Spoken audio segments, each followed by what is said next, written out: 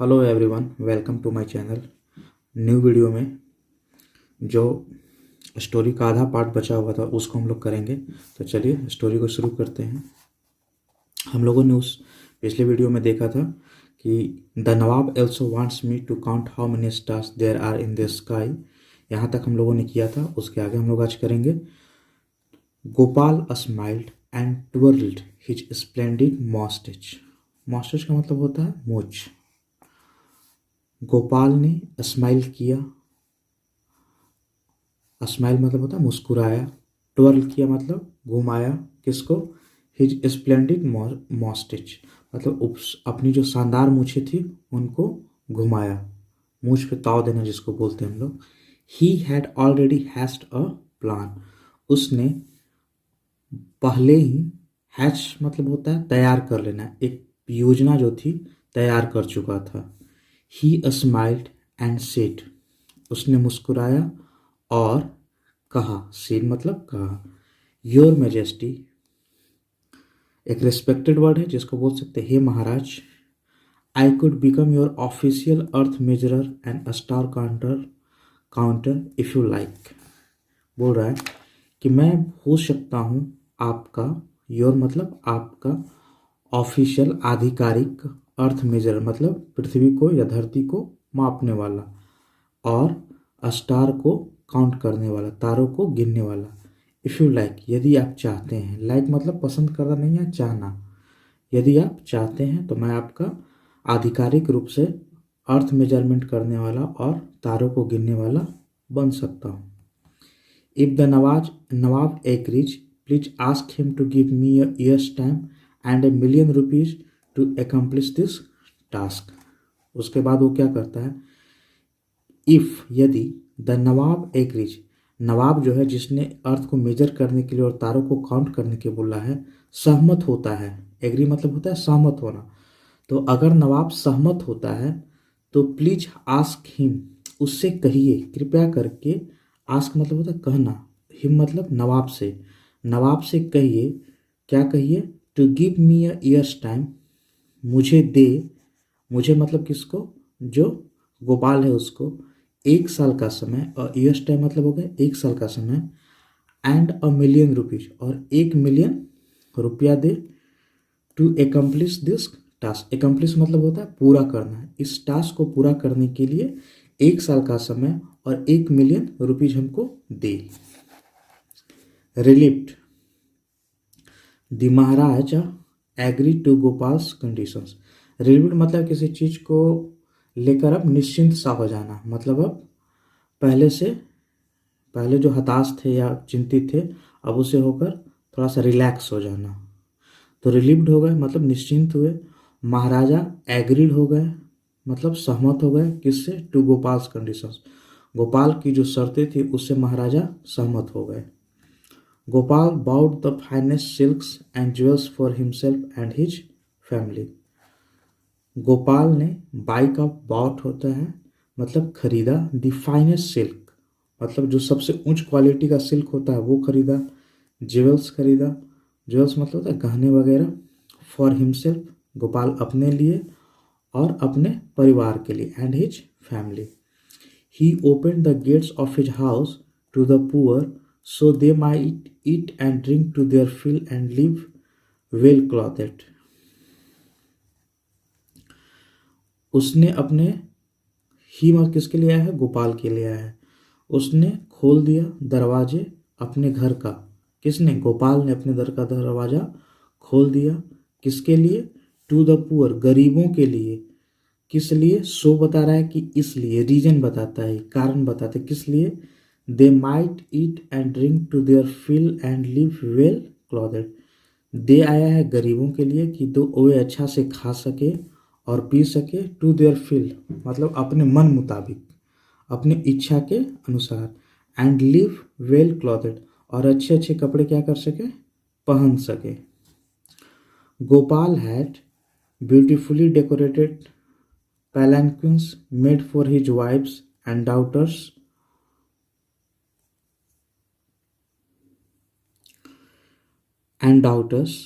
तो गोपाल ने क्या किया? ब्यूटीफुली डेकोरेटेड मतलब काफ़ी अच्छे तरीके से, काफ़ी सुंदर तरीके से सजाया। किसको? पैलेंक्विन्स मतलब होता है डोली को, डोली होता है पैलेंक्विन्स। मेड फॉर जिसको बनाया गया किसके लिए? उसकी वाइफ के लिए और उसकी बेटी के लिए, बेटियों के लिए। And bought a strong Arabian horses for his sons and son in laws, और खरीदा, बाय बाउट होता है मजबूत अरब के घोड़े, किसके लिए? फॉर हिज सन्स अपने बेटों के लिए, और अपने सन इन लॉ का मतलब होता है दामाद के लिए। How he enjoyed spending the money, उसने कैसे इंजॉय किया अपने पैसों का खर्च करना, एक नोट ऑफ एक्सक्लामेशन है। अब देखते हैं। By the end of the year all the money had been spent and Gopal went to the maharaja to report on his progress. साल के अंत में, by the end of the year all the money, सारा जो पैसा था वो खर्च किया जा चुका था। एंड गोपाल, और Gopal went to the maharaja, महाराजा के पास गया। To report on his progress, अपनी जो प्रगति थी, किस तरीके से वो काम कर रहा है, उस पर रिपोर्ट देने के लिए, उस पर जानकारी देने के लिए।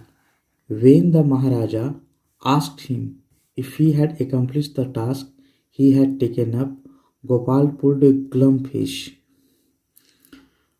जब महाराजा ने हिम इस आया किसके लिए? गोपाल के लिए।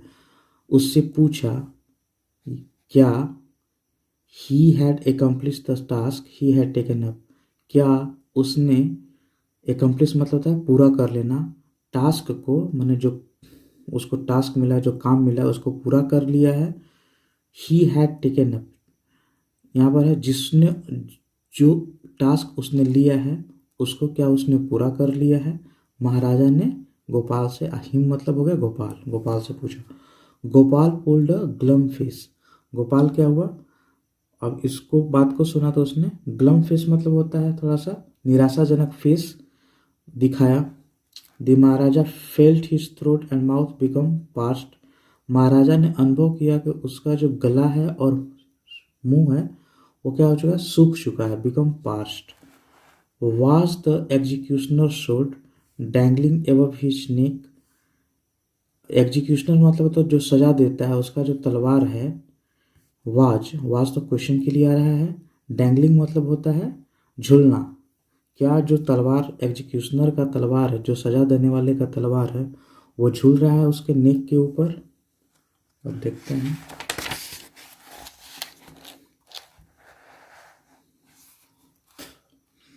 Gopal folded his hands and said, Gopal ने दोनों हाथ जोड़े और कहा, I am doing my best maharaja, मैं अपना सबसे अच्छा देने की कोशिश कर रहा हूँ। Measuring the earth by day and counting stars by night, और क्या करता हूँ? दिन में, बाई डे दिन में धरती को नापता हूँ, और रात में आकाश को रात में तारों को काउंट करता हूँ। But this is no small task, लेकिन ये कोई छोटा काम नहीं है। I need another million rupees and another year to complete the work satisfactorily, मुझे ज़रूरत है कुछ और मिलियन रुपीज की, अनदर मतलब कुछ और मिलियन रुपीज की, एंड दूसरे साल की, एक साल तो ऑलरेडी कंप्लीट कर चुका था, दूसरे साल की किस लिए? टू कंप्लीट द वर्क सेटिस्फैक्टरली, संतोषजनक रूप से काम को पूरा करने के लिए मुझे अतिरिक्त मिलियन रुपीज की ज़रूरत है और अतिरिक्त साल की ज़रूरत है। After all this will bring much glory to the nawab, अंत में, आफ्टर ऑल का मतलब होता है अंत में, ये जो काम है, दिस मतलब क्या है? ये सारा जो वर्क है, ब्रिंग मच ग्लोरी, बहुत सारी क्या लाएगी? प्रसिद्धि लाएगा। टू द नवाब, नवाब के लिए। A million rupees is nothing in comparison, एक मिलियन रुपीज जो है इसके बदले में कुछ भी नहीं है। नथिंग का मतलब है कुछ भी, कंपेरिजन का मतलब इस ग्लोरी से कंपेरिजन कर रहा है मिलियन रुपीज का, कि वो कुछ भी नहीं है। ऑल राइट सीड द महाराजा, ठीक है, महाराजा ने कहा। आई विल रिक्वेस्ट द नवाब, मैं नवाब से रिक्वेस्ट करूँगा, मतलब उनसे नम्रतापूर्वक कुछ बोलूँगा। When the Maharaja spoke to the Nawab, the latter was in a fix.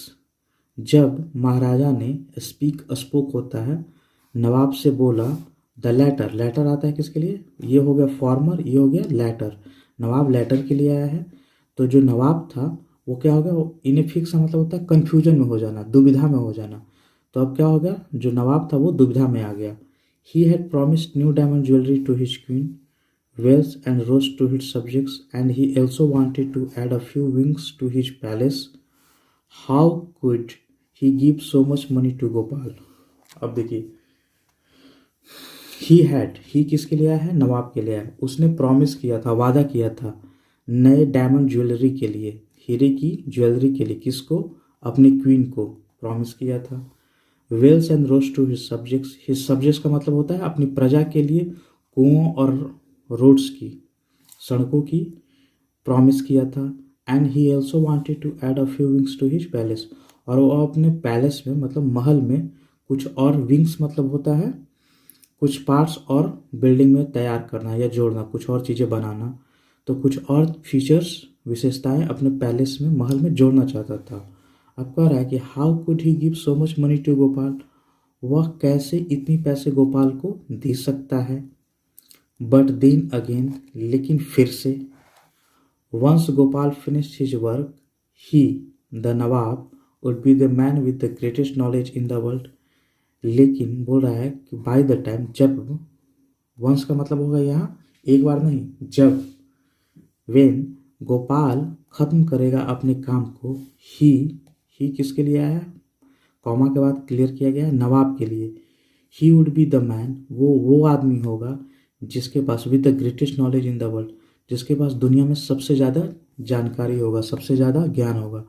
So finally, इसलिए अंत में, प्राइड बोन, जो गर्व था, प्राइड मतलब होता है एक तरह से अहंकार, अहंकार की जीत हुई। And Gopal was given the money he had asked for, Gopal को दिया गया मनी जो उसने मांगा था। ही हैड आस्क्ड फॉर का मतलब था that he had asked for, जो उसने मांगा था। Another year went by in a similar manner, दूसरा साल भी इसी तरीके से चला गया। वेंट बाई मतलब होता है बीत जाना, और सिमिलर मैनर जैसे पहले साल बीता था उसी तरीके से दूसरे साल भी बीत गया। At the end of the year, और साल के अंत में, Gopal made his way to the Nawab's palace, गोपाल ने क्या किया, नवाब के पैलेस की तरफ गया, नवाब के पैलेस में गया। The nawab subjects gaped at what followed Gopal 20 carts full of the finest silk thread anyone had ever laid eyes on, and sheep, woolly bleating sheep. अब नवाब्स के जो सब्जेक्ट्स थे, सब्जेक्ट्स मतलब क्या होते हैं, सब्जेक्ट्स मतलब हो गए जो नवाब के प्रजा थे, जो जनता थी नवाब की। कॉप्ट मतलब होता है कि मतलब किसी चीज़ को एकदम विस्मित होकर देखना, आश्चर्यजनक तरीके से देखना। कॉप्ट एट मतलब आश्चर्यजनक चीज़ से देखा जो गोपाल के पीछे पीछे आ रहा था, मतलब गोपाल आगे आगे चल रहा था, उसके पीछे पीछे बहुत सारी चीज़ें आ रही थी। अब उसमें आकर कॉलम दे रहा है, मतलब एक्सप्लेन कर रहा है कि क्या क्या चीज़ आ रहा था। 20 cards full of the finest silk thread, अब 20 कार्ड जो था उस पर काफ़ी फाइनेस्ट मतलब सबसे अच्छे तरीके की जो सिल्क थ्रेड मतलब धागा जो था वो था। Anyone had ever laid eyes on, जो एनीवन किसके लिए आया है, जो प्रजा थे उन्होंने शायद ही कभी इस तरह का सिल्क थ्रेड देखा था। एंड शीप, उल्ली ब्लीडिंग शीप, और फिर उसके बाद शीप थे जो कि उल्ली और ब्लीडिंग मतलब आवाज़ निकालते हुए जा रही थी। The nawab and his courtiers were baffled by the sight, nawab जो थे और उसके जो दरबारी थे बैफल्ड हुए मतलब थोड़ा सा उनको गुस्सा आया, जो दृश्य देखा उसके बाद उसको देखकर क्या हुए, बैफल्ड मतलब होता है गुस्सा होना। Sheep in the nawab courts, sheep जो था नवाब के कोर्ट में आया। And carts line up to the zenana, और जो कार्ड्स था वो लाइन अप हुआ कहाँ पर, वो खड़ा हुआ, जनाना होता है जो औरतों को रखने के लिए, एक औरत जहाँ रहती है उसके लिए आता है तो उसको जनाना बोला जाता है। Gopal bowed deeply and then said, Gopal ने डीपली बो किया मतलब झुका, और उसके बाद कहा योर हाइनेस, हमारे महाराज या नवाब, एक रेस्पेक्टेड वर्ड है। I have achieved for you what no one else has ever, मैंने वो प्राप्त किया है आपके लिए जो किसी ने भी प्राप्त अभी तक नहीं किया है। Yes yes Gopal, now tell me the exact numbers, हाँ हाँ गोपाल, अब मुझे तुम एग्जैक्ट नंबर्स मतलब वास्तविक संख्याएं बताओ कि कितने कितने हैं। तो आज की स्टोरी यहीं हम रोकते हैं, आगे फिर नेक्स्ट वीडियो में हम बाकी जो रेस्ट स्टोरी है उसको पूरा करेंगे। तो तब तक के लिए धन्यवाद, लाइक शेयर और सब्सक्राइब जरूर कीजिएगा। Thank you very much.